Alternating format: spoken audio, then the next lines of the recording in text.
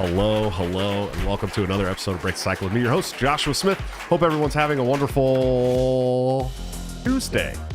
It's Tuesday today. Yeah, it's I'm so thrown off because, as you guys know, I've had to start working just about every day. It's my only day off in like 9 days. I'm working like 8 12s with 1 day off in the middle, and I'm exhausted. I was gonna say we're still working on his days of the week.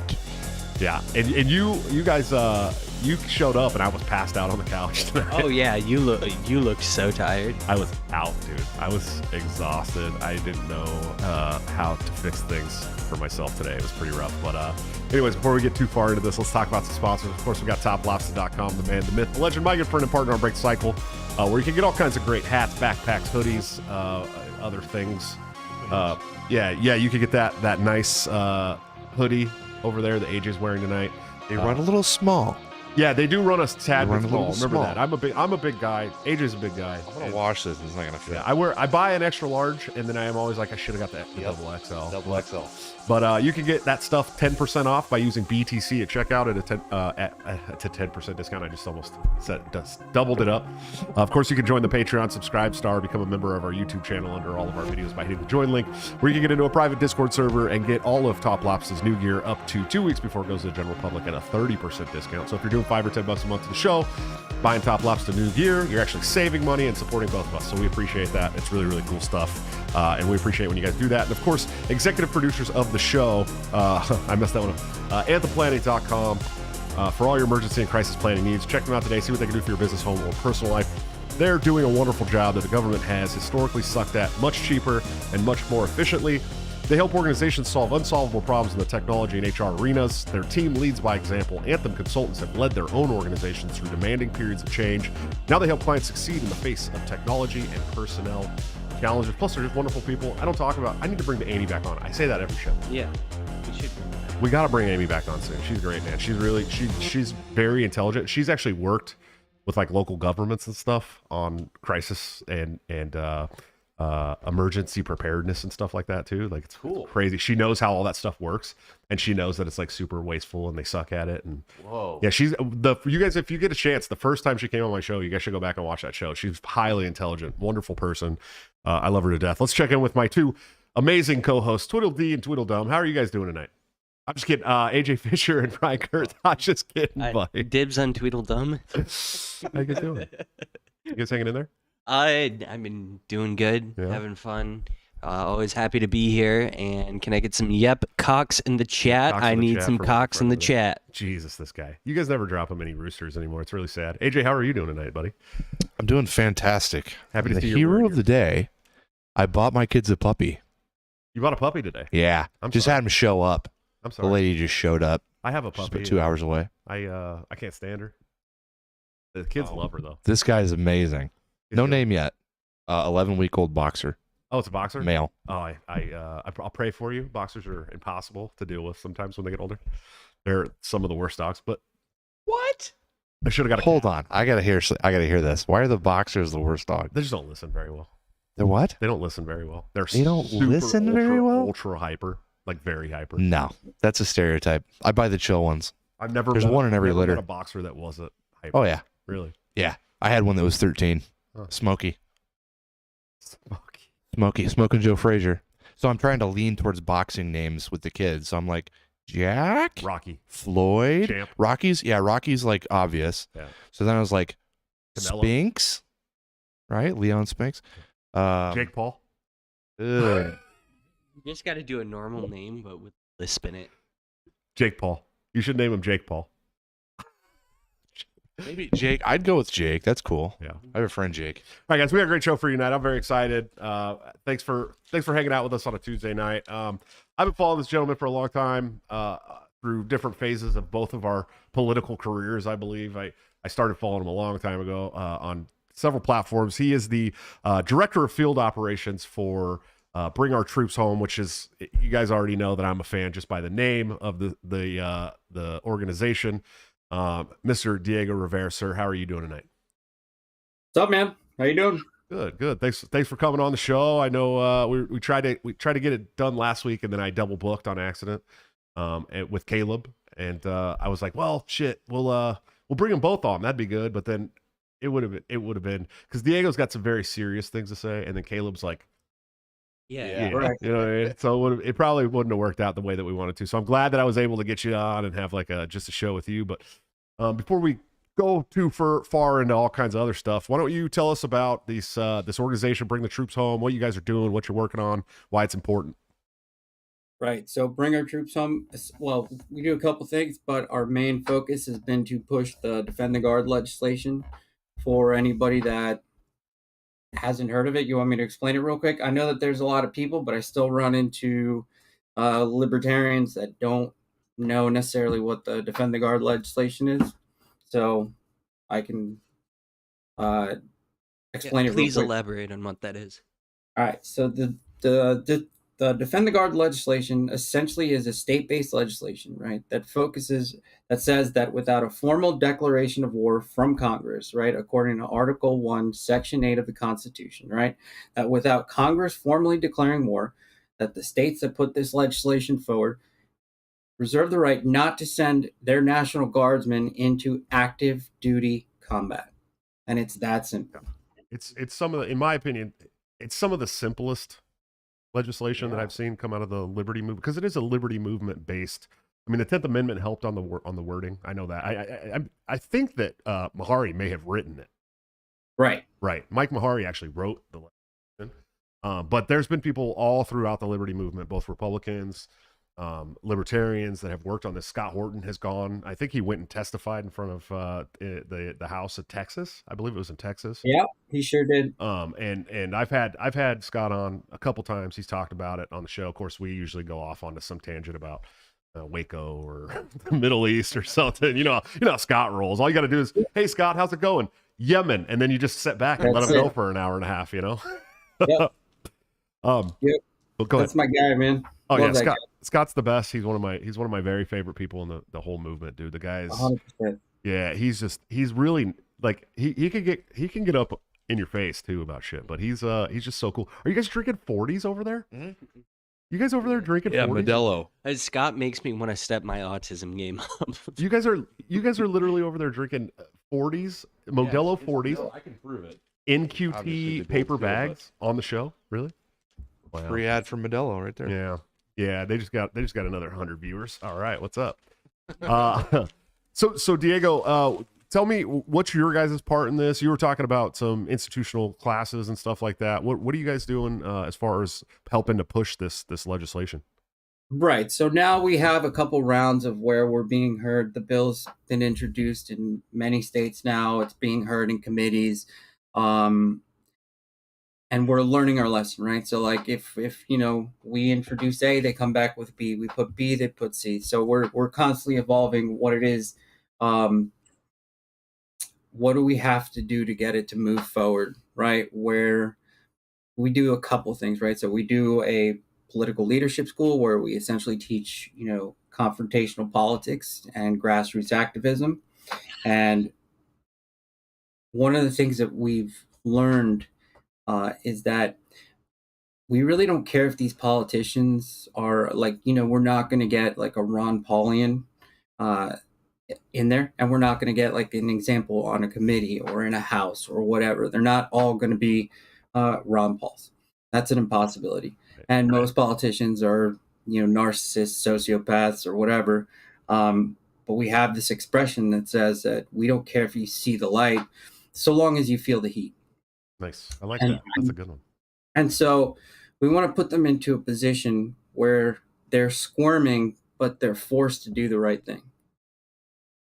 And when I say that, it's one strategy that I've noticed, and I'm going to explain this, and you guys will see that this makes sense. So one of the things that we've done is that we've started pushing local American Legion chapters to adopt Defend the Guard resolution as a part of their post, as a part of their district, and now in places like Maine, those guys did that work where, they put forward, the American Legion of Maine officially put forward a resolution supporting the Defend the Guard.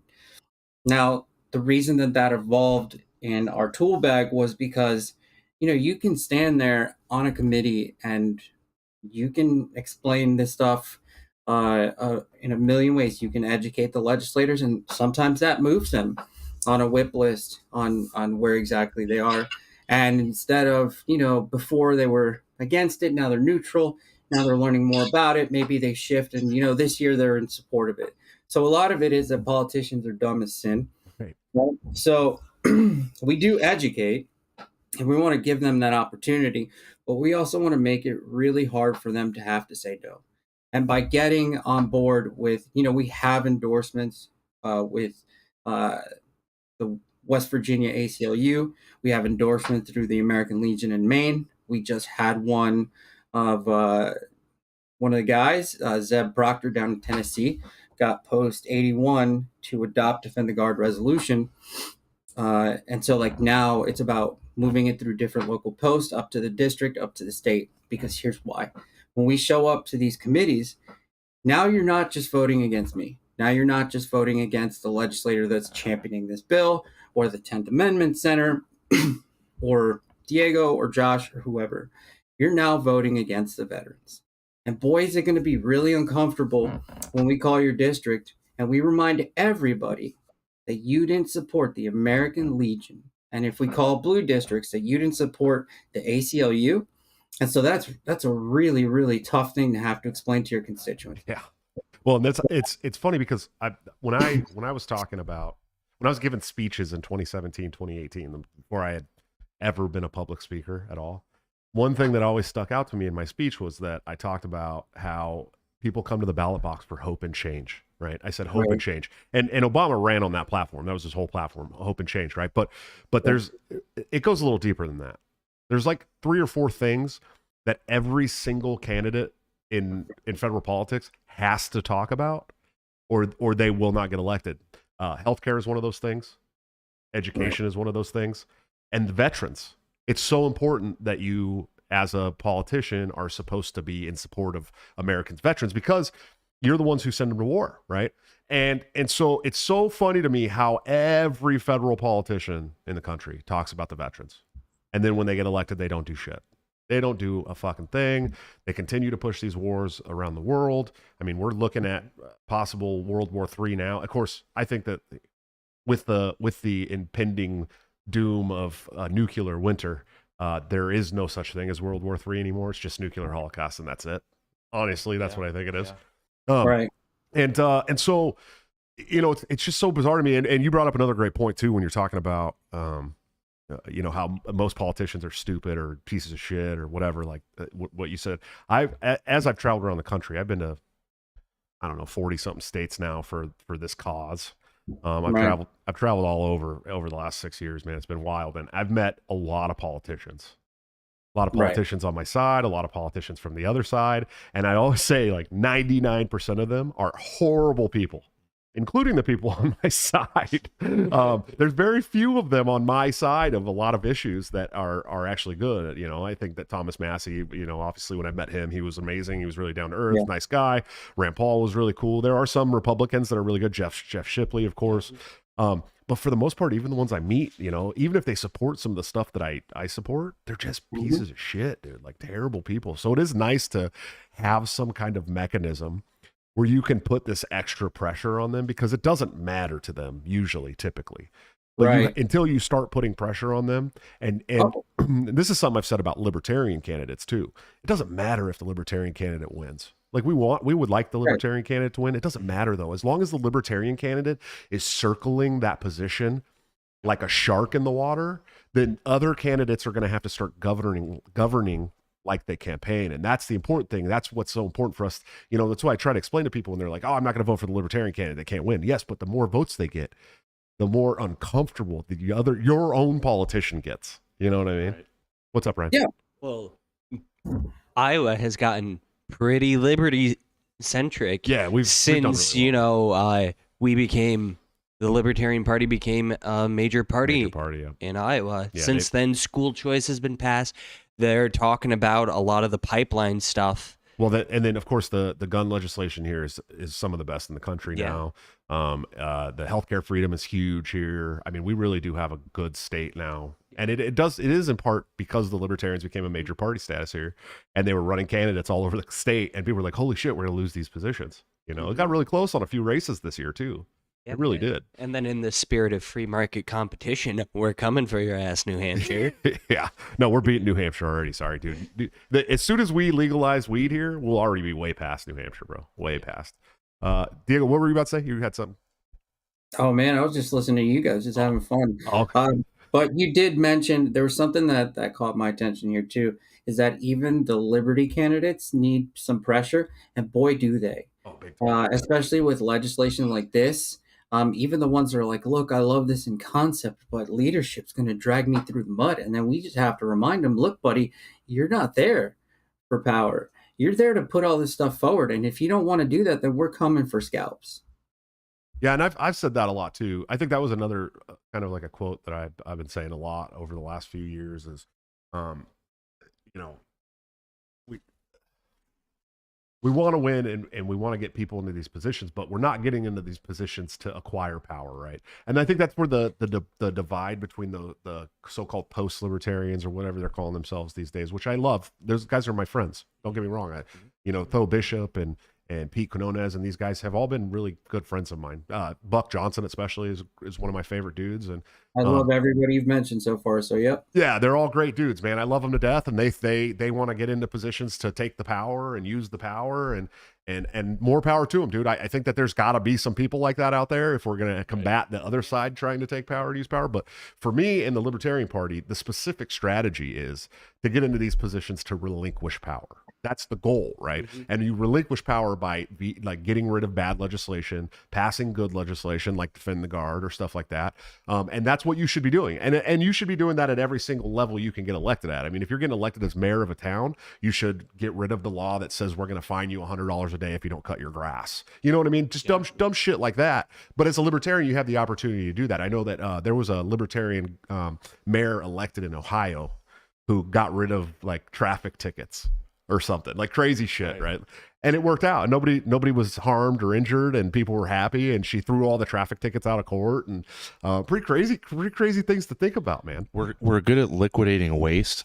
I think when libertarians get into a position where they liquidate government waste, and sometimes I think people on the left are looking for something progressive. They want to see you build something, or they want to see you and we do, but it's more about a voluntary nature. So we're not trying to grow the government. So sometimes I think they see that as a well. And I don't know if you're. I don't know how familiar you guys are. Maybe Diego might be with Jeff Hewitt, who. Yep. Yeah, Jeff Hewitt was a California libertarian. He was on the LNC with me. Actually, we served on the LNC together. He got elected as the mayor of his home city, Calamasa. It's in Southern California, Riverside County, Inland Empire, I believe. And he got elected as the mayor. And first thing he did is he went around because the town was failing. They were like going bankrupt real fast, and it wasn't good. And he went around and he got all of the fire departments and the police and stuff off the CalPERS retirement plans. Okay, that were like huge, crazy sums that were destroying the budget. So he got them all off and got them all on their own private retirements and 401ks and stuff like that, and totally saved the city from becoming bankrupt, right? And this is what people don't understand. People like me, like with a platform or Dave Smith or something, I understand you running for a bigger position, right? Like I get it, right? Like if I wanted to go run for Congress, like U.S. Congress, I could go run for U.S. Congress. I have a big enough national following that I can raise the money that I need to fight here. I don't know that I could do that here, get enough money from just right here. Right. But I could do it from outside sources from around the country because I have the following. Dave Smith for sure, right? Yeah. People like that for sure. But if you don't have that kind of following, you can run for city council, dude. You can run for mayor. You can run for state legislator. And these are all positions where you have the opportunity to affect change on your community, your county, your state. And so what Jeff did was he ran for mayor of Calamasa. He won. He showed what libertarian policy in practice can do. And then he got elected as the county supervisor of Riverside County. Now we're talking about Riverside County has a bigger population than like 10 other states. This is just a county in California. And it has a $2 billion budget. Wow. Just the county alone. And so he got elected as one of the 5 county supervisors for the county of Riverside, just because he did so well as a mayor in his city. And now this is a man who, if you've ever met him and shook his hand and talked to him, he could easily run for president or Congress. I mean, he's a very, very likable, down to earth, blue collar guy, dude. Right. And like, we haven't always seen eye to eye on him with everything, but he's really down to earth. He like was a pool guy. Like he built pools. He was like a blue collar dude, you know? But he knows how to talk to people really well. And so that's what people should be doing. They should be like, I'm going to run for city council, get on my city council. Cause you can get on your city council. Most city council races, almost all of them, out of a couple of states, are nonpartisan. So you don't even have to say you're a libertarian. You know what I mean? But then you run for mayor, then you can run for county something, then you can run for state legislature. Then you've had enough bit following in your area, you might be able to get elected for something like that. You know what I mean? In my hometown, I worked as a lifeguard at like a fitness center, and one of the front desk people got elected mayor when I was working with her. So she became mayor of a 6,000 person town because she was just kind of like, I'll run. Yeah. So especially if you're in a smaller town, like it's so much easier to make an impact on that local level. Right. Yeah, I agree, man. What are your thoughts on that strategy, Diego? Oh yeah, I agree with it 100%. What I like is the diversity of like, there's people that think that you should use the vehicle of the Republican Party. There's people that think that you should be the LP. I think both work. And I think that building a bench is essentially how you're trying to describe this, right? Is that you kind of got to percolate upwards, man. You have to show some credibility in the fact that you can do a lot of these things. But once you show some of the receipts and governance, then people actually start to believe you. And now for them, you're not just talking about theory, right, or a philosophy. You're showing people that in practice, right? And I think even Davey Smith says, I think probably one of the clearest things he's ever said is just like, if it doesn't work in practice, then your theory shit. Right. Right. And essentially, right, by showing your receipts and percolating upwards, you can get to those bigger positions. I think sometimes, yeah, it is a little foolish sometimes to run for the bigger ones, especially if you're allocating serious resources into this. Whereas, like, I understand being there for, the ballots and all that stuff, but sometimes I think that really focusing on that local stuff and percolating upwards is going to have a better effect. I do. Yeah. Yeah. Yeah, I agree, man. It's I and I think that libertarians, it sucks because as a party, we've gotten the short end of the stick, right? We've had to spend massive amounts of resources fighting ballot access laws, of course. Massive amounts of misinformation about what the party and the libertarians stand for. Now we're fighting it in our own party, even. You know what I mean? That mass misinformation. And Hollywood's really starting to ramp it up. Hollywood is starting to ramp up that attack. Yeah.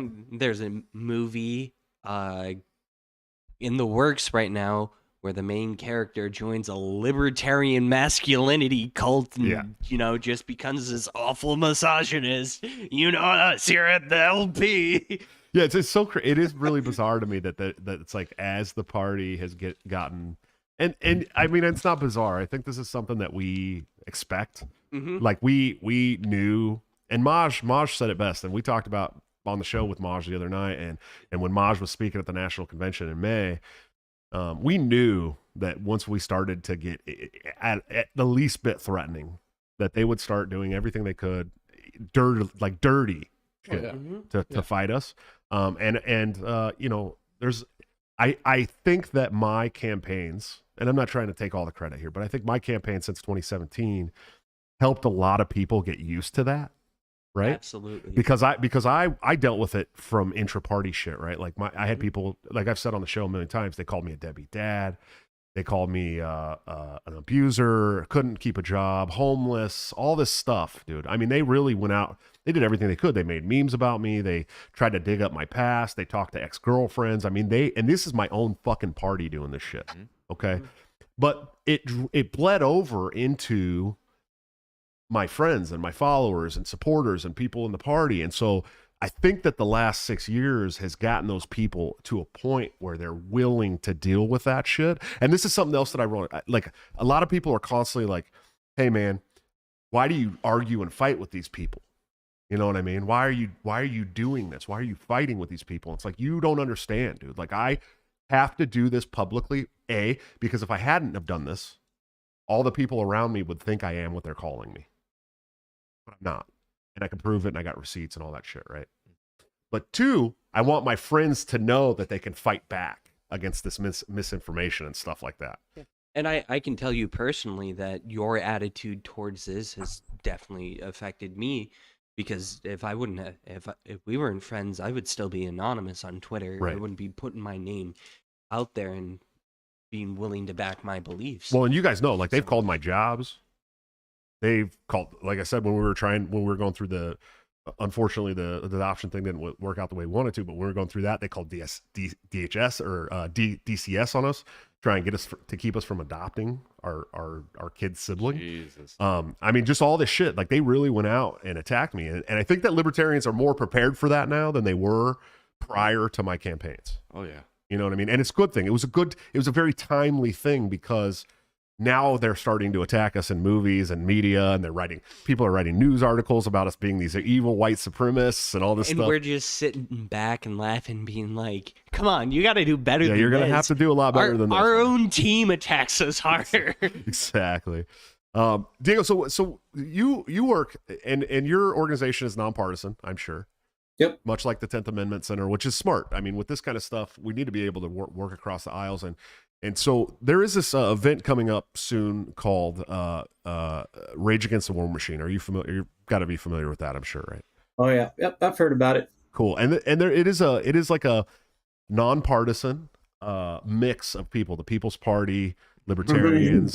I think there might even be some like pro-Russia people there. I don't know, dude. The Forward Party. The Forward. No, I don't know if the Forward Party signed on or not. I just did a voiceover last night for an ad for the Rage Against the War Machine thing coming out, and I'm really excited for that to come out. I don't know why I haven't done any voiceovers in a while, so I'm really excited about it. Are you guys working with that at all, Diego? The Rage Against the War Machine? We're not going to be at that event per se. We hope that it goes well. It's just like we have so many things going on. I think like we just have a scheduling conflict and stuff like that. Sure. But I've seen it on both the left and the right talking about it. I mean, hell, you never expect to click a Jimmy Dore link, and then all of a sudden you see Angela McArdle sitting right there, and you're like, "What the fuck is going on?" Dude, it is crazy to think about. And so there is some. Jimmy Dore is very based lefty dude, especially when it comes to war. He was really good on the COVID shit. You know what I mean? Like really, really good on the COVID shit. Yep. And he's gotten completely demonized by the left for it. His own people, really. I mean, have like really come out against him. Well, like the shit libs and the pretend, he's been super based.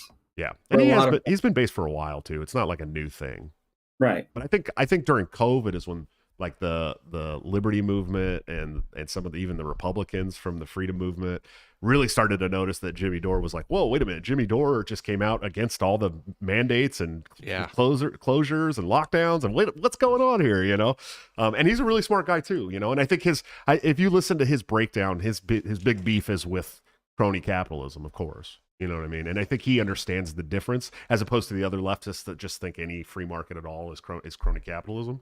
And I think he understands the difference there, which is an important distinction for a leftist.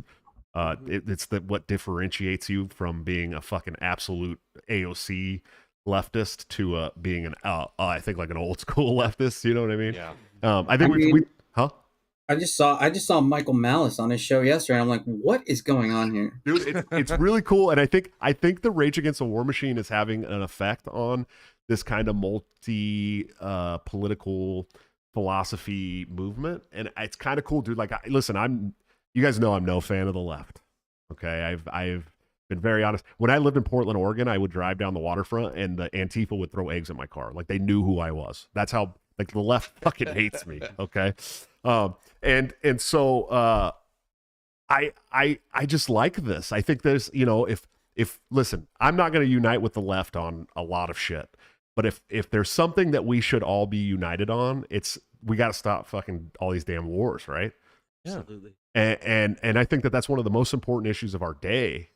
Especially now that, all of a sudden Joe Biden's like, oh, we're going to end the declaration of emergency for COVID in May. And it's like, really? You're going to wait that long? Yeah. Thought we ended it in our house like 3 years ago. What's going to change in the next 4 months that you're going to accurately be able to predict What's going to change in those Right. months that will make it no longer an emergency? Don't tempt them. Don't tempt them. Yeah, fuck Yeah, that guy. maybe they're gonna come up with. We Some got a shit. couple super chats here. Shannon Lee, thanks for the $10 super chat. She said, "We are now. Let's end this day with this. With this day has been harsh for many, but we're here. Y'all drop your super chats. Don't be lame. It has been a rough day. I'm not gonna lie. It was a rough day for me, even being my only day off. You think that I'd have like all this rest time, and my only rest was the 20 minutes I fell asleep before you guys showed up today. It's been brutal. Talk Fuji 47. What's up, man? Long time no talk. $20 super chat. That's huge, man. Appreciate it. Just imagine if you'd platformed yoga pants without pushback, you'd be Clint today. Did I miss something about Clint? Well, Clint was on the show there. Are Yeah. they doing the debate? Well, they already did that. They did that. We Yeah. remember we streamed that on the show. No. The one where it's Top and Liberty Chick versus Clinton, someone else. Oh, are on they the actually doing that? on the Tower Gang Patreon? That's tomorrow though, right? They usually do their show on Wednesday. Yeah, I don't know what day that is, but I'm excited. And of for it. course, I'll- my twin need down to there, ask. Joshua Smith, my what is it? 69,420th child says long hair. Yep, Cox 5. I think I might be Ryan. Embrace it. It's a good thing. Yeah. Thank you guys for the super chats. As per the usual, if you guys drop super chats, I'll read them on the show. Within reason. There's only been like one or two ever that I've not read, and it was because they were during a Josh Denny episode, and it was his haters, and they were really bad, like to the point of where I would have got my account shut down. But I appreciate them spending money on the channel, though. So what's next for you guys, man? I know we got the Defend the Guard legislation being pushed all over the country. We've had it introduced here in Iowa, thanks to Jeff Shipley, who I love to death. I think he's a wonderful guy. I'm glad he got reelected. But I mean, as far as your organization specifically, where are you guys focused at right now? What's going on next for you guys? So at the same time, we're doing so this what is it? This Saturday we have a school in Arizona. So this is about an 8-hour class where essentially we go through several steps of confrontational politics, right, and the grassroots model. And it's essentially broken down into 6 steps, and we teach you, like, if because there's a lot of libertarians that have obviously really good ideas. Their philosophy is the best as you're going to get it. The problem is that you're politically retarded, right? Because you don't know what you're doing operating with these animals, right? And you just think, if I just hand you this Constitution, or if I just hand you Anatomy of the State, or whatever it is, you pick your book that you think would work. And it's like, then they would come around. And then that's where we have that expression where it says, I don't care if you see the light so long as you feel the heat. And we show you different applications and methods and how to put pressure on them and make them uncomfortable and drive narratives and knock down arguments, right? And essentially bully politicians to do what it is that you want. And that's the only way you're going to get what you get, is to build up a pissed off grassroots group to really just come hammer them home and make them so embarrassed and squirm and have to forcibly do the right thing. Even with liberty candidates, where we have to force them to do the right thing, because even they will squish out. I've seen that. Yeah, breaks my heart. That's straight up. That's Maj Touré, right? Talking about some of you are going to take the bag, Yep. and you're going to walk away, or you're going to stay around and create chaos purposely because you took the bag. He's like, you won't know that I took the bag, or so I won't tell you that I took the bag, but they'll be fine. The twin Rolls Royce, right? Or Yeah, when he said you should see me driving a Rolls Royce, you know they got me. A white and a black Bentley of some sort. Yeah. He said everybody's got a number, man. Yeah. Everybody's got a number. But yeah, some will squish out for sure. And I think that some of that, Diego, is that people don't have the testicular fortitude when it comes to power structures. I think power structures can be really scary to some people, dude. You know what I mean? And I get that.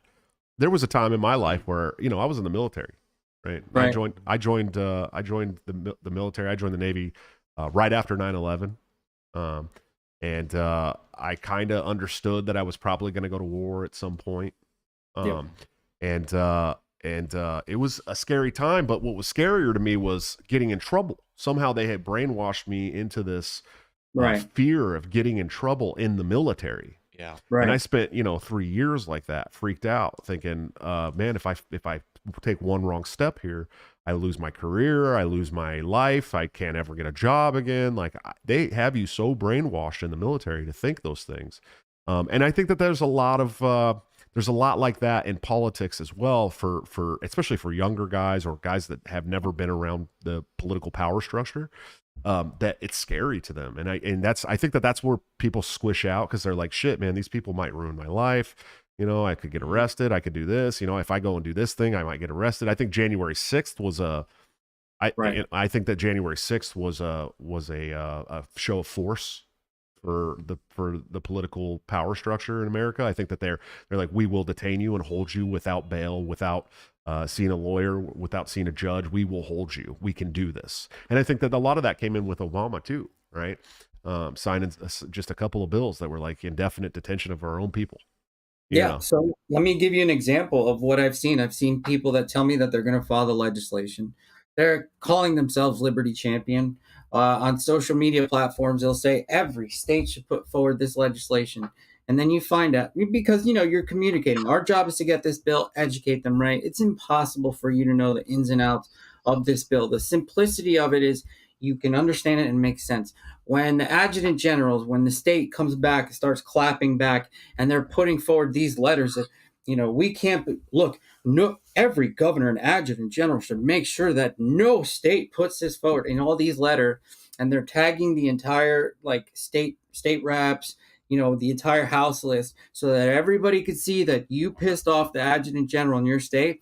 And then you watch these people just kind of squish and kind of just get down, and then come the excuse, no, but you don't understand, I'm a freshman, I'm new, you don't understand, I'm young, and all this stuff. And my response is, so what do you need to be? Entrenched, rooted into the establishment, and old as hell in order to get things done? Is that how you think you're going to do it? Right. So a lot of these guys really don't understand it. They make excuse. I'm not a veteran. I can't put forward this bill. I was like, I don't need my doctor to have cancer, man. Do the goddamn right thing. And a lot of these Liberty legislators need to hear this, because a lot of them are also squishing out, and it bothers me. And they need to know that they're not doing the right thing. And so it's our job as well to come for their scalps if they don't act right. Because if holding them accountable is super, super fucking important, dude. 100%. And if we let them slide, and if you're a Liberty legislator and war isn't your biggest issue, you're not a Liberty legislator. I don't know how to tell you this. War is the worst thing a government does. If that's not the part you want to put a check in, don't call yourself a Liberty legislator. Simple. Yeah, I agree. I think Dave Smith put it really well in his when he had his debate with Nick Sarwark and stuff like that. He said, I'm not here trying to gatekeep everybody, but there's some very basic fundamental things in liberty and libertarianism that if you don't adhere to those very basic tenets, then you don't belong here. And one of those things is war. In fact, to me, it's like Diego said, it's the number one thing, right? It's the listen, the Federal Reserve came about in 1913. Why?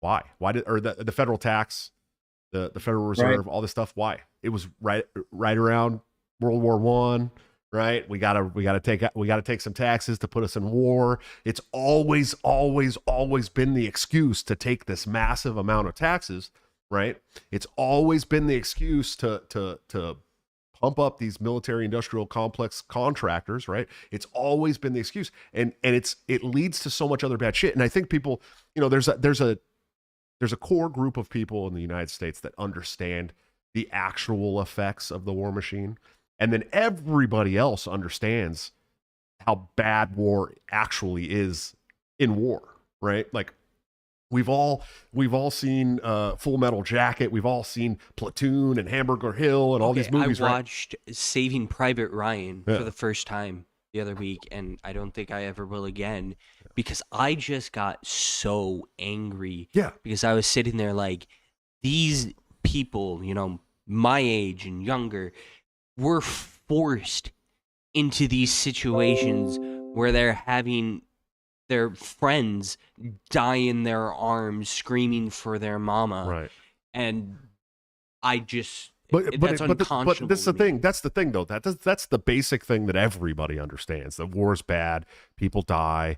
It tears up economies and all this stuff overseas. But they don't understand all the effects it has at home, right? Right. You're starting to get a movie here once every 10 years about the effects of PTSD, which is important. I think that people need to understand that when you go over there, you're never the same again when you get home.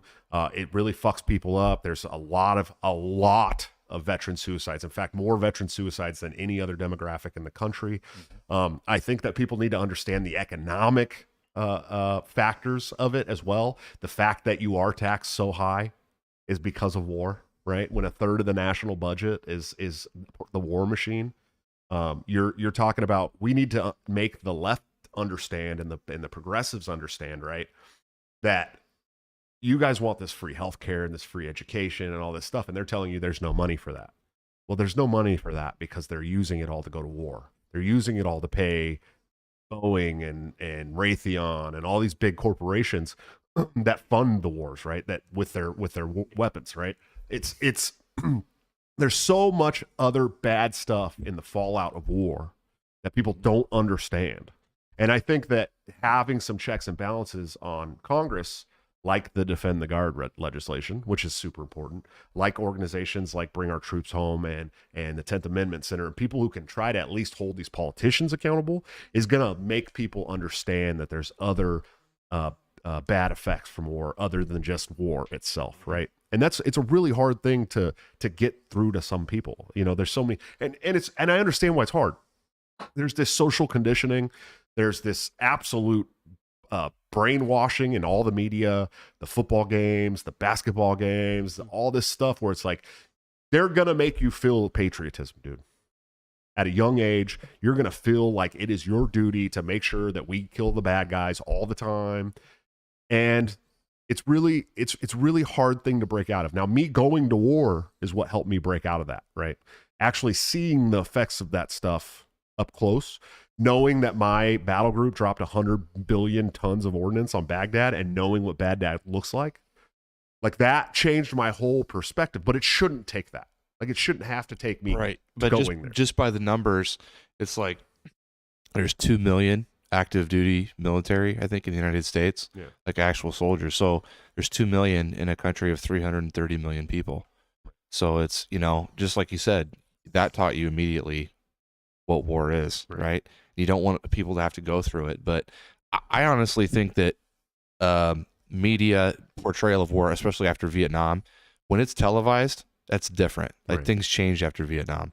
And, you know, the military industrial complex, it's definitely running, it's still strong.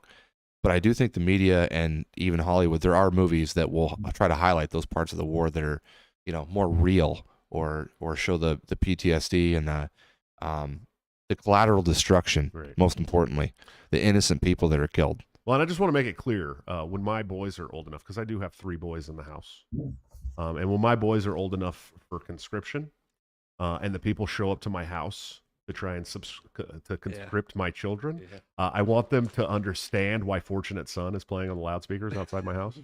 I want them to know that my sons will not be going to war. That is something that, and I think that's another thing too. Like, the Liberty Movement needs to really explain to their children, like, don't join the military. Just don't do it. Right. Don't. Right. So one of the things that I tell, you know, the guys that are like, I want to join the military and all that stuff, and I'm like, well, how much money do I need to pay you to run over a little girl, or to accidentally shoot a man? He's probably never going to see his kids again.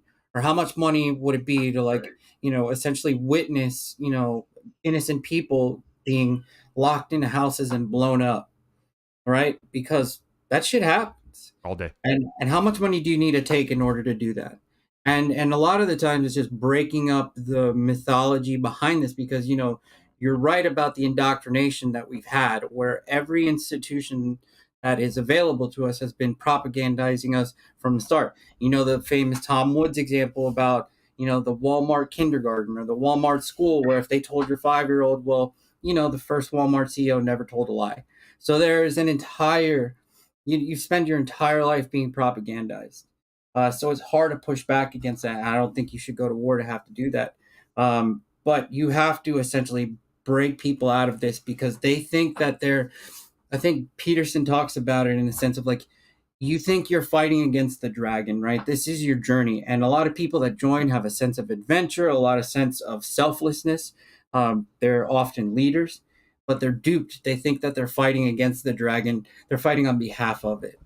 And you just have to break that mythology up in their head, and they kind of see it a little bit different. I think that's what the government's the best at, as far when it comes to brainwashing, is making you think you're on the side, but you're actually on the other side.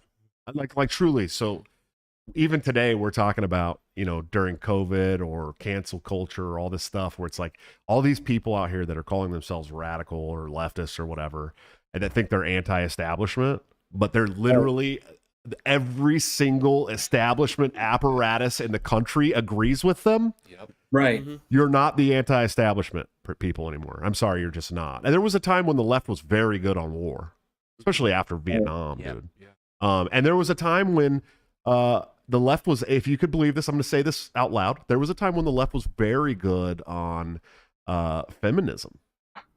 Very good, dude. The second wave feminists, second wave especially, was really, really good. I mean, and it's funny because the feminism now is like start an OnlyFans, show your butthole, all this stuff, right? Feminism, second wave feminism was like stop subjugating us. We're not just sex toys, right? And now the feminists are like, I'm going to show my titties everywhere. I'm going to spread my butthole. And this is what feminism is. And it's so weird to see how they've become the establishment and they think that they're the anti-establishment, dude. It's so crazy because we're the ones, right? Like we're the ones that are getting censored everywhere by every establishment crony bullshit you could find. We're the ones that are having, getting fined and going to jail and doing all this stuff while they're out in the streets burning down buildings and protesting in the establishment, the cathedral. I like to call it the cathedral, of course. They're like cheering them on. It's like, you guys think you're the anti-establishment when you're being cheered on by the cathedral? No, you're literally their useful idiots, dude. You're doing their work. Yeah, we just also live in one of the strangest times in human history because I don't know if there's any other point where one of the kind of fundamental axioms of humanity has been altered as much as it was with the birth control pill, Right. where He brings up birth control all the time. yeah, He loves this shit. but where sex for women suddenly was no longer an extremely high risk transaction, Right. and we're 50 years out from that. We don't know what we're doing. Right. By the way, my fiance refuses to take birth control, and it scares the shit out of me because we have so many damn kids, dude. I mean, How we figure it out? my wife not and my I agreed that no hormonal birth Yeah, no, control and whatsoever. I after like her going over it with me and explaining it to me, like I totally get it. Like I'm not at all worried about it her. messes with your cortisol production, Everything, and all yeah. sorts of stuff. Let me talk about these super chats here. Talk Fuji 47 through another super chat, $20 super chat. Thank you. Said we talk a lot. LOL. Abrogate authoritarians. This guy's really cool. I love him to death, man.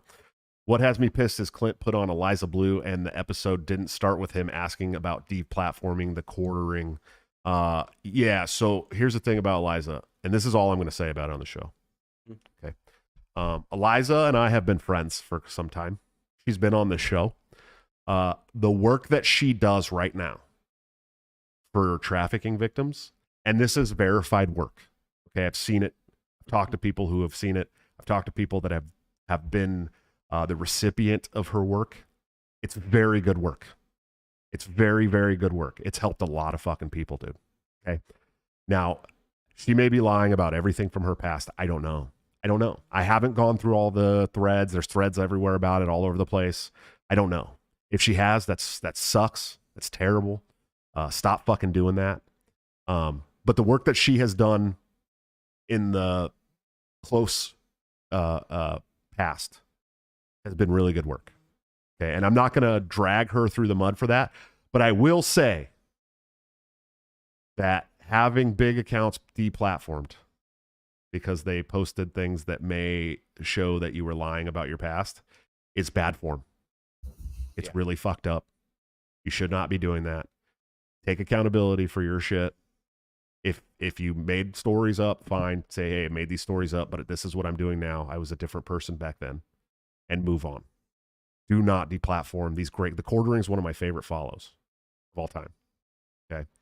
But I will say that I've been friends with Eliza for a while. Okay. But I don't know anything about her past. I just know about her advocacy work that she's done now. And it's true. I know that's true. And I appreciate that work. But yes, if she is actually getting people deplatformed off Twitter, that's fucked up. And you need to stop doing that. It's really bullshit. And I would tell her that to her face. Quest $2 super chat. Thanks, man. He said that's all I care about is war. Yeah, that's a big one. Quest with a $50 super chat, dude. Thank you, man. He said, back in the day, we went to see movies on the 4th of July specifically to avoid the noises of fireworks, etc. When in Saving Private Ryan, that beach landing scene was showing on screen. He said that what he was avoiding, he was drafted. Yeah. Crazy, man. Really crazy. I've heard, I have heard veterans say that the beach landing scene in Saving Private Ryan is bad. Pretty legit. Yeah. As far as the chaos and the noise and I think the as far as destruction. war movies that have stuck with me for a long time in my life, Hamburger Hill, if you guys haven't ever seen that one from the 80s, and then of course Platoon. Platoon really fucked me up, dude. I've been thinking about that one my whole life. Still I think about it.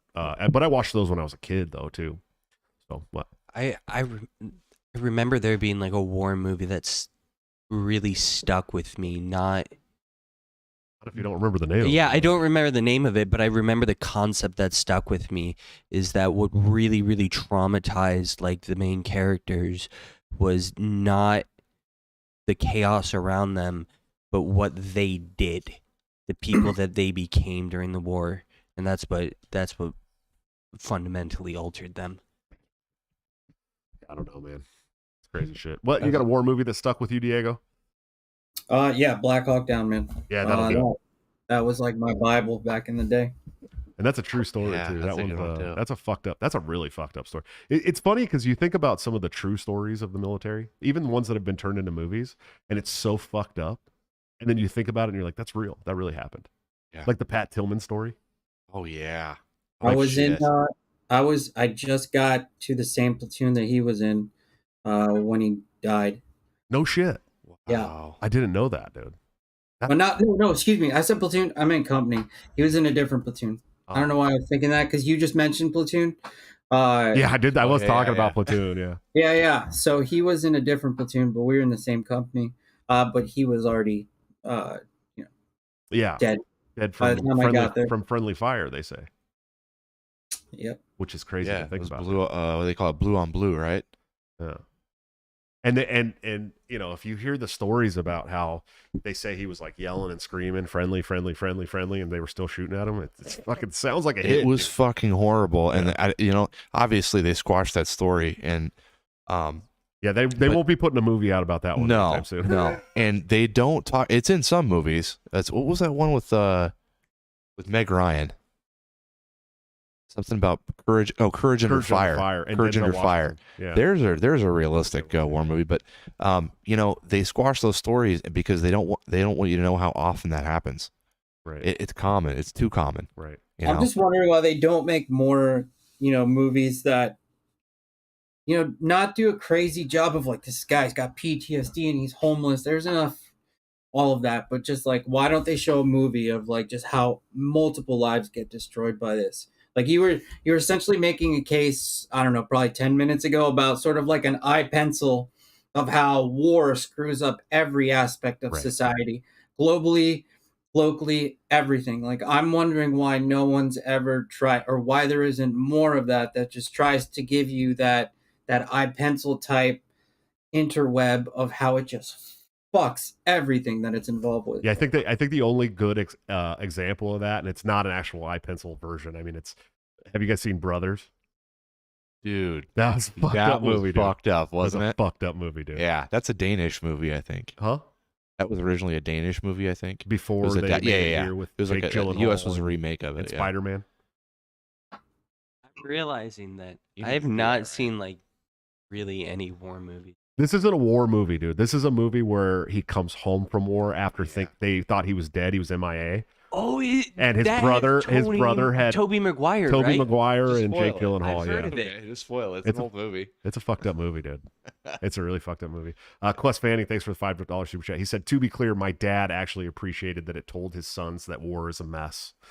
Talking about Saving Private Ryan. Saving Private Ryan. Yeah. Not to be confused with Saving Ryan's Privates by Vivid. I just realized for the first time in my life, I am extremely grateful that my older brother has a one-of-a-kind heart condition. Why? Because it prevented him from joining the military. Oh, no shit. Yeah. Yeah. I nothing prevented me from joining the military. 9/11 hyped me up so much to join the military that I don't think anything could have stopped me at that point. I was Right. ready, dude. I was just like, Yeah. I'm ready to go and avenge my country. You know, all I've ever been taught is patriotism, and I have to go defend my sister and my family and my friends. And this is an attack on us. And then I go to boot camp, and then I go to A school, and then I get to the fleet, and it's like we're in Iraq, in the Gulf, and I'm going, wait a minute, what? This had nothing to do with 9/11. What's going on here? You know, and that was really the first eye-opening experience that I had. And then when there's two galleys on the carrier, and the second galley, they shut down the galley and turned it into a bomb building, an ordnance building site basically, and they were putting together all this ordnance in the galley, and then bring it topside, putting it on jets. Birds were leaving, they were coming back empty all day long, dropping 100. And this was the shock and awe campaign, right? And I'll never forget that, dude. Just thinking like, that's a lot of bombs, dude. A lot of fucking bombs. Like, and they're going on these big racks and just being wheeled right up to the top, put right on the we had a couple F-14s, mostly F-18s. And then they were loading them up, dropping them, and they'd come back, fill up, load them, drop them, fill up all day long, dude, without fail for like a couple weeks straight. And I just remember thinking, dude, like, and I say this shit on the show all the time, but I remember thinking like Baghdad's like a big city, bro. It's like Oakland. Yeah. You know what I mean? Or New York City. I mean, there's like, it's not obviously that advanced, but there's people who have day jobs there, construction workers, there's kids, there's family pets. People have goals and dreams and aspirations. There's kids that want to be dancers. There's kids that want to be mathematicians. There's kids that want to be in rock bands. And there's all these things that are just like us, right? But when you watch the reports on the TV and you see the movies about it, they don't make them anything like us purposely, because if they did you see at that time? I know you're a young kid at that time. As a kid, right? I was But 18, yeah. yeah. But did you see any parallel between, you saw the towers hit by planes, civilians killed, right, and now you're in a war, as a government soldier, and now you're watching that happen to a city. Yeah, it was like well, and it was the thing about it was, for me, it was like Baghdad isn't even. I mean, Iraq didn't even do this to us. Right. It was like total sleight of the hand, right? It's like, oh, weapons of mass destruction, we got to go over to Iraq right now. I guess that was my confused question. There was like, did you feel like you were getting the bad guy or no? Yeah, no, right, not at all. Yeah. Not at all. That was why it was so confusing, and it was funny because when we'd port in Bahrain, right? And you go to Bahrain, which isn't far from Kuwait and all this stuff, right? Mm-hmm. And we'd port in Bahrain, and I'd go out into the city at Bahrain and hang out with people from Iraq and Kuwait and Iran. And there was a bar that we would go to in Bahrain called Kelly's. It was an Irish pub with two British woman bartenders. Like, and I'm going, what the fuck is going on here, dude? Like, we're just like one country away from all this mess, right?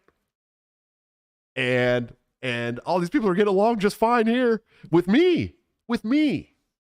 I'm hanging out with these people at this, 65-story hotel. Like, I'm hanging out with all these people. These are my friends.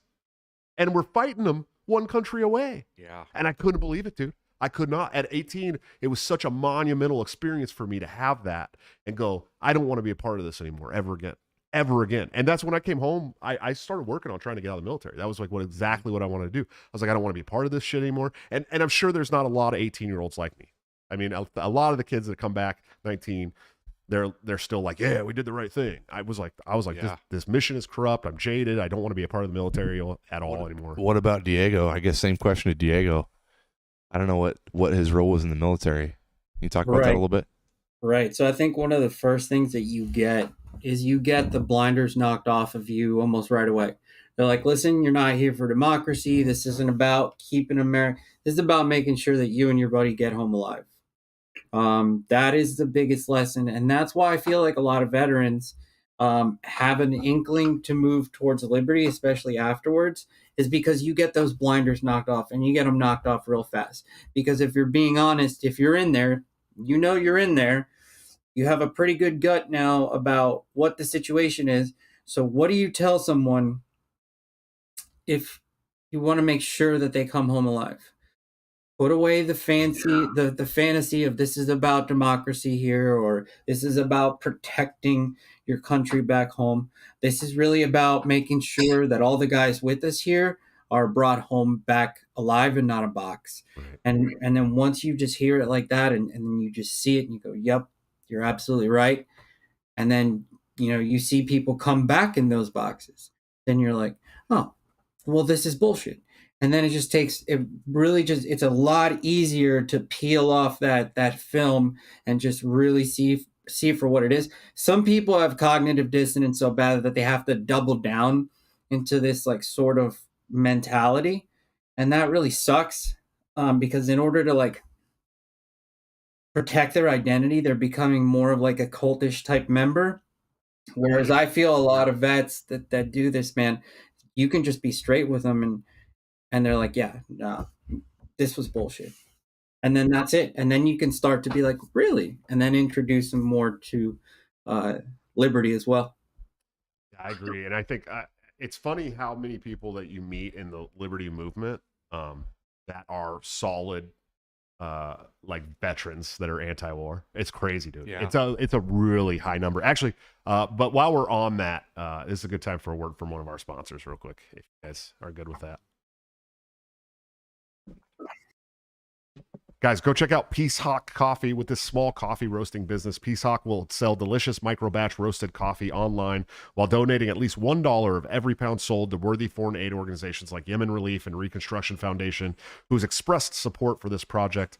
While their initial focus will be on Yemen, Ethiopian coffee, they'll also have some affordable Central American varieties available too, including the one from Honduras that me and Julia really love and drink all the time. It's great stuff. However, Peace Hawk will always donate at least $1 from every pound sold to worthy foreign aid organizations. When you buy Peace Hawk coffee, you're not only buying great coffee, you have a chance to support the economies of countries struggling against the effects of war, support stellar private aid foundations doing life-saving work abroad, support stateside peace activists like myself, everybody who's probably ever been on this show, my good friend Will Hobson, who started this company, and the name Peace Hawk will be a counter to the War Hawk, who is aggressively pro-war. This company will be aggressively pro-peace. Sign up today on their email list at peacehawk.coffee to get all the alerts when they go live. I think he might be getting really close to going live. So you guys should definitely sign up over there and start ordering that coffee when you can. It's great stuff, man. It's like hand bagged, really cool, like brown kind of enclosed bag with a little breather on it, and we French press that shit. I grind it up and French press it. It's so good, dude. It's really good coffee. So if you guys could go do that for me and my good friend Will, and support companies that are trying to make a difference in that aspect, man, it's really important that they get support that they need. Diego, man, we're definitely getting to the end of this thing, dude, but I really appreciate you coming on. You want to tell people what they can do to help support you guys, how they can help you, find you, listen to you, all that good stuff?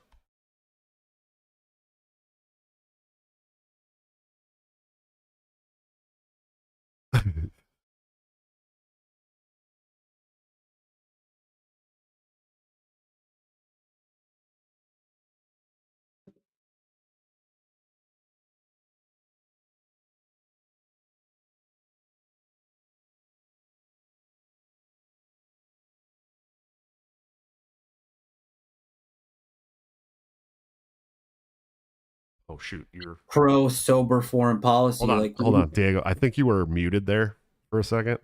Can you start that over, and so where people can find you and support you and all that stuff? Yeah, am I still muted? No, you're unmuted now. Okay. So if you go to troopshome.us on Twitter, bringourtroopshome.us, and then 107club.com. Like I said, we're an organization with very few people that are actually running this and doing this, and we do more with a shoestring budget than multi-million-dollar orgs would ever dream of doing. But if you want to help, go to 107club.com. If you want, reach out to me. I guess on the Twitter, I'll check those things too, or email me at diego@bringertroopshome.net. Because what I've got working with this American Legion, it's going to take grassroots activists that actually want to do it, and if they do it, and this is what I say to the people that don't just want to virtue signal on Twitter, but actually get this stuff done and actually put some real pressure on these politicians, find a way to get a hold of me, please. And let's work on getting these resolutions passed, because this is different. And let me just really quickly tell you why. Aside from the pressure that you put on the politicians, these people in the American Legion, unlike the government, actually really care. So let me give you an example of why and how it's vastly different than when the government puts forward a resolution. So it was the Tomb of the Unknown Soldier that was being vandalized. And it wasn't until the American Legion put forward a resolution that says that they were going to protect it. And you have to imagine that these people are 50, 60, 70 years old, and they're patrolling this place 24 hours, 7 days a week, until Congress felt so ashamed that they actually fixed the issue. The same thing comes with the Defend the Guard resolution. This is one of the fastest ways to borrow institutional power and use it and wield it against the people who refuse to do the right thing.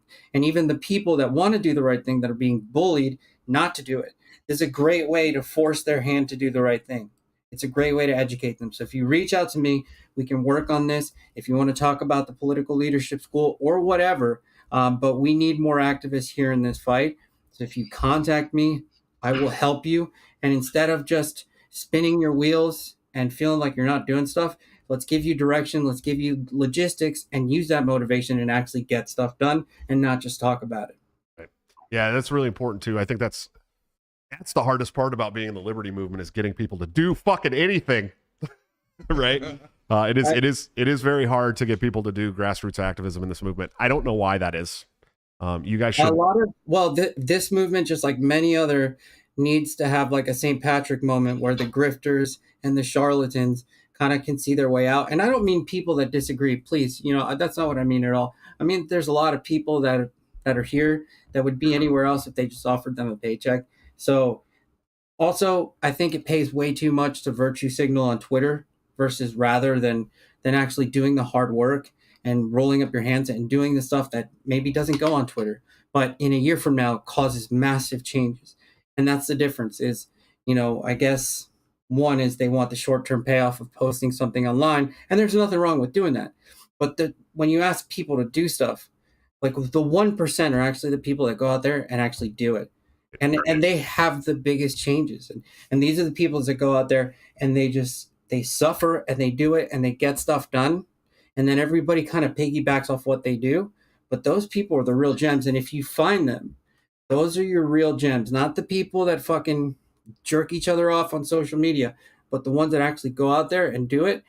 Hold on to them, because those are one of the good ones. And they probably mean it because they're actually willing to do the work. That's just what I've seen over several years of being involved in grassroots, is that part right there. If they're actually willing to do work, don't let them go.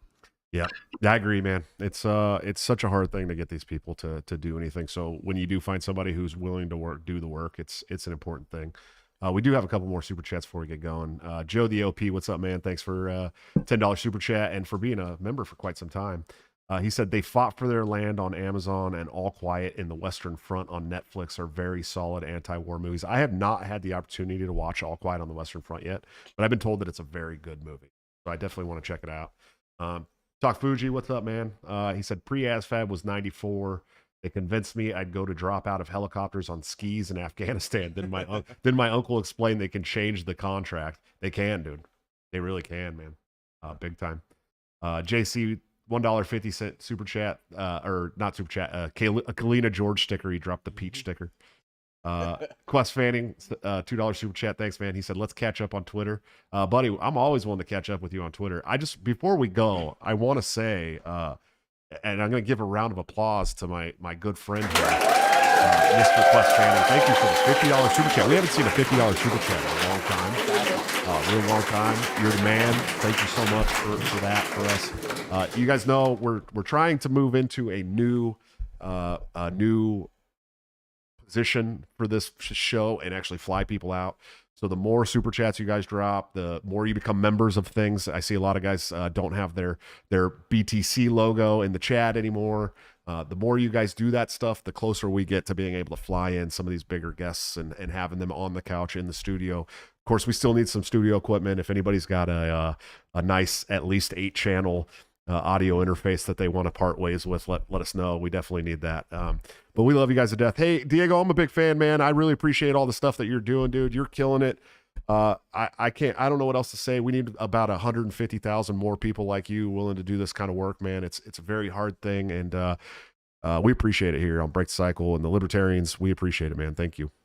Absolutely, dude. It's my pleasure. Yep, absolutely. You have a good one, brother. Thank you. All right, guys. Hey, please go support his organization.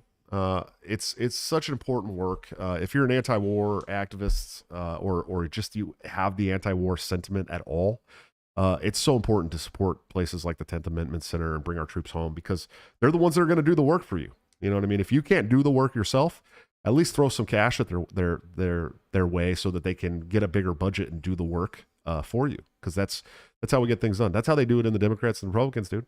If you can't do the work, they just pay someone to do the work, man. So it's really important that you guys get out there and do that stuff. We love you to death. Guys, you got anything before we get going? Follow me on Twitter at BulldogGamer28, and then I've had the ex of Kalina George reach out to me on Twitter, and I could use advice on how to effectively platform him without it being like petty and dramatic. I want to be able to give him a platform without it being just a hit piece. Sure. And so if anyone has any advice on that, please reach out to me. Because and I want to be I'm clear, trying to because figure this that is out. something that's been brought to me, as family members of Kalina George on the show. As somebody who spent 6 years having their family dragged through online bullshit and political bullshit, I'm just not willing to do that. Yep, That's and not something I that totally understand it. That's just not something that I'm trying to willing figure out how to do as a appropriately show. do it. I've been through it. I know how it goes. It sucks. There's a lot of things that have been said about me that are true. There's a lot of things that have been said about me that are absolutely out of left field and false. I don't lie about the things that are true. I've been very honest about them. But it could be the same way for her. You know, we don't know what's real, what's fake. It could be a ugly divorce. I don't know. And I don't want to be a part of that. You know what I mean? So I don't know. You got anything, AJ? Diego kind of inspired me with his speech there about the Defend the Guard. And my father's actually involved with the Baldwin Patterson Post, the Post 274 on the east side. Yeah. So I'm definitely going to get involved, and if we can help him out in any way. Dude, if we can work with the Legion, that'd be that. sick, dude. I'd be down to do that. Yeah, that's awesome. Yeah, I like what he's doing. Guys, we will have another show for you on Thursday. We're going to do a members-only stream for a couple minutes, too, and talk about some current events and stuff like that. So if you guys want to join the show, you can do that under the YouTube links by hitting the join link there. I think that one's $4.99 a month or $5.99 a month. You get some you get some special emojis that you can drop for free in the chat. A lot of big like BTC themed emojis. You also get a badge next to your name that changes color the longer we you're gotta get a custom Yepcox. Yeah, we should get a Yepcox. That's true. Maybe I'll get Top to make one of those. And then you can also join on the Patreon or the Subscribe Star, and both of those are the website.com /Break the Cycle JS, where you can get some extra swag. It might take you a year to get it sent out to you, but you'll get it. And of course, any of those things, if you join on any of those platforms, you can get into the private Discord server with a lot of really fucking cool people, man. I think even Stefan Kinsella is in there somewhere, so he doesn't talk much, but he's there. Guys, I love you to death. Seriously, you guys, I just want to say we're getting real close to 200 shows. We got about 11 more shows till 200, and I'm going to try and do something real special for the 200th show. Real fucking special. But it's been a ride, man. It's been a real ride with you guys. I know some of you guys are watching this week. I was talking about retiring from Liberty politics. And I know Independent Political Report reached out to me to ask me about my thoughts and all that stuff, and they put out an article, and there's been a lot of talk about maybe the Mises Caucus kicked me out or asked me to step down or any of that stuff. None of that is true. I did say that I'd like to retire, and I would like to retire from the political aspect of things outside of my state for a while. I've traveled all over this fucking country for 6 years, and I want to put more focus on the show and my kids and local politics. And I don't know that I feel like, and I want to be clear here. I feel like the party has moved past me, right? There was a time, like I've said on the show, where I was Leroy Jenkins for the Mises Caucus. I kicked down the door. I ran inside, screaming fire. We got rid of a lot of the bad people. We gutted it. There's some things that I really fucking love about the new direction of the Libertarian Party, and there's some things that I don't like. But either way, I believe that the party has moved past me, moved past my usefulness, and so there is a real musing there and mulling over of me maybe stepping down and letting the party do what it wants to do. I don't know, man. It's one of those things where I've put in a lot of work, and I don't know that I'm useful anymore.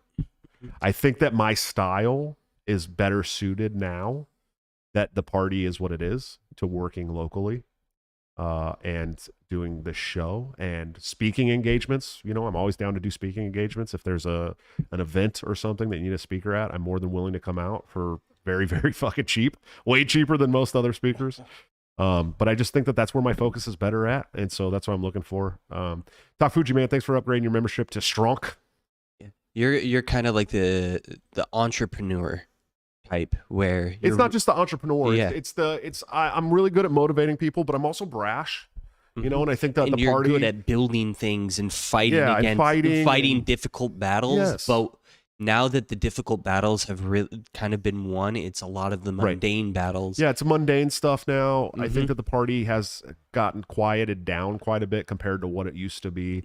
I don't think they need a guy at the front with a sword chopping heads off anymore. And that's what I was good at. And I don't think, I don't know that we need that anymore. Mm-hmm. And so I don't know. I am mulling over a lot of things right now. You know, I do have the family that needs me and a show, and I think that those things have been really good. If you guys don't know, our first year of the show, we did 1 million downloads and views across all platforms. It's really good. It's reaching people. If you guys saw my breakdown from Spotify this year, it's more than doubled since last year. Not financially, but listenership has been really good. And it's really going good. And by the way, we have a spot open for a sponsor. So if any of you guys got a business that you want to sponsor the show with, we'll be more than happy to work with you if you're a business that we're able to support. But anyways, I just wanted to tell you I love you guys, and I appreciate all the support that you've given us over the years. It really means the world to us. And we'll see you in the members only show here in a few minutes. Thank you guys so much. And don't forget to break the cycle.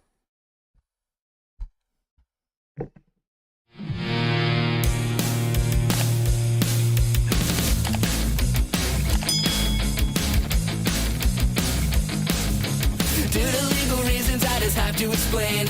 The lyrics of my last song may seem to contain a violent call to action in the verse and refrain, but I just meant it in Minecraft.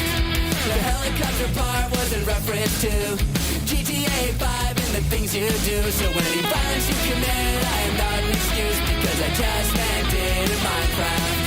A chipper is my friend and he's constantly cold. Accusations of incitement getting totally old. Make your own choices, yeah, you have control, because I just meant it in Minecraft. Obviously I would never advocate force, unless there's due process and a trial, of course. And if you're convicted, we will make you a corpse in Minecraft, just in Minecraft. Nothing I mean, you know it. No product bidders gets it close to COVID. Holy shit, I think I'm